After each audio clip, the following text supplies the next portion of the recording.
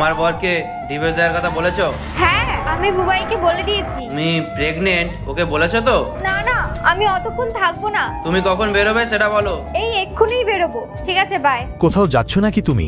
হ্যাঁ, আমি ওই পিয়ার সাথে দেখা করতে যাব।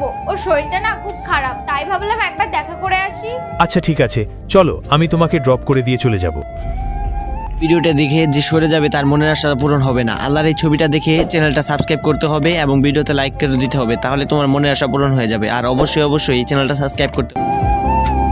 এসে গেছি। তুমি কোথায় যাচ্ছ?